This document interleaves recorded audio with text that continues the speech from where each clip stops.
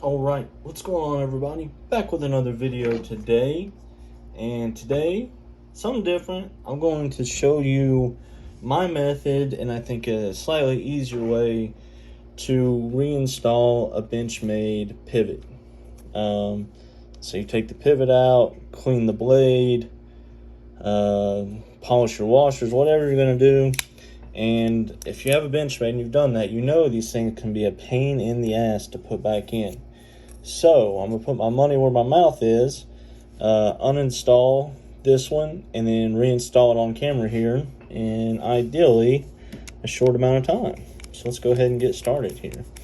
So I've disassembled quite a few benchmades now, mine and others, and just mine multiple times as well. So take your T10 out, and I like to get a thin punch that goes down inside of the threads because I don't want to damage those threads in there.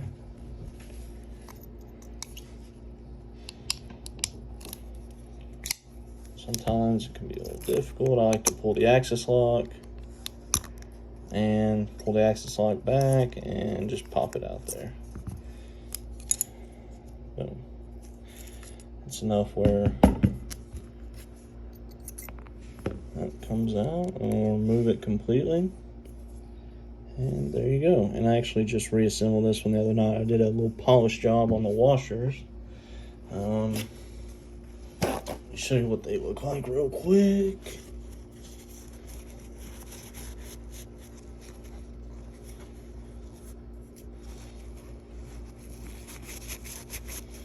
Got a little bit of junk off there, so there you go.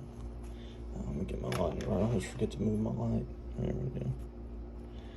So you can see they're pretty shiny. They're lighter in color, and they're super smooth. How I do mine is I have this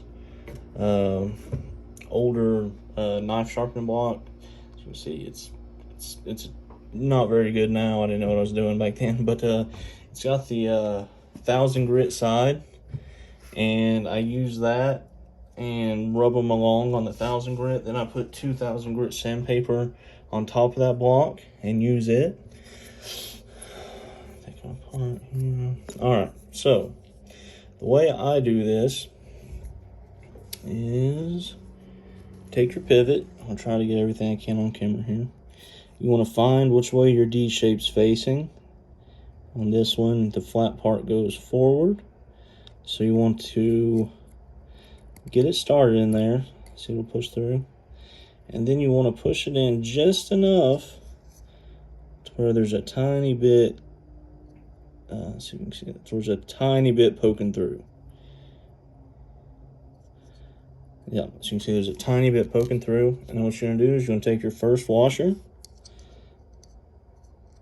put it in there. I like to use my little punch to slowly walk it on there. All right, see, got your washer hooked on there. Now you want to push it a little more forward, just a little bit. Callie. Sorry guys, my cat's fucking retarded. All right, next, you're gonna take your blade. You got that slightly forward. Kind of stick your blade in there. See, I've got it a little too far forward. Pull back just a little bit. Sorry, I got a band-aid on my finger. I cut my finger a minute ago. You want to get your blade on there.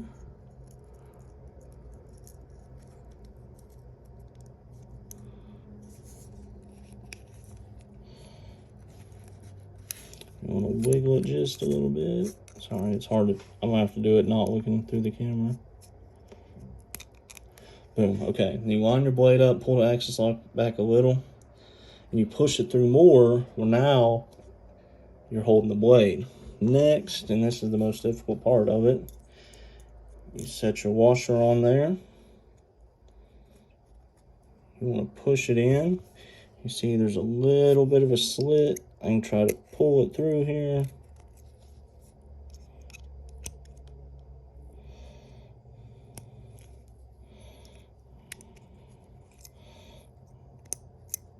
All right, and I just reached through with my punch and lined it up. And you should be able to. Oh, there it is. Boom. It's all the way through. So that'll take about 3 minutes.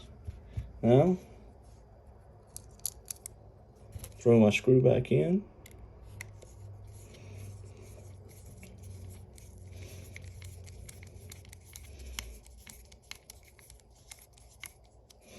Boom. Oh, hold too tight. So there you go. And that's how to do that in about 3 minutes, 4 minutes. So I hope that helps. I feel that way is much easier than trying to line everything up, hold your access lock back, whatever, and try to get it all through at once. Just do it one piece at a time. The hardest part is getting that second washer just in place, pushed back down there the right way. So a small punch, sometimes I use my WD-40 straw and I thinned one of the edges out to get down in there because that's a really tight fit. So yeah, that's just a general way to do it. And I hope that helps everybody. Real quick, I want to rant for a minute. So I got this pair 2 from Knives Plus. It was a custom they did, and everything I could have done to it. They didn't do the backspacer or the pocket clip, but they acid etched the blade. And I was looking at it earlier, and I had some rust on the other side. It's an S45 VM blade, and it had rust on it. So all I did was take literally this brush. It's just normal brush. It's not brass. And just used a little WD-40 and tried to scrub on it, and it pulled the acid etching off, and now it doesn't look great. So kind of pissed about that. Normally if I had a little bit of rust, I was surprised it had any rust on it to start with.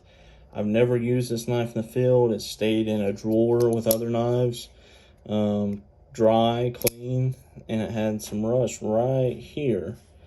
So I don't know. I wouldn't expect S45 VM to rust like that. And then the coating, the acid stone wash just came right off. So $265 knife, and that's very unfortunate. Oh well, so I have to live with it. I'm kind of an OCD type guy, so that really bothers me. But anyways, I hope that helps you. Putting your pivots back in, that works on pretty much any benchmade with a pivot like this one.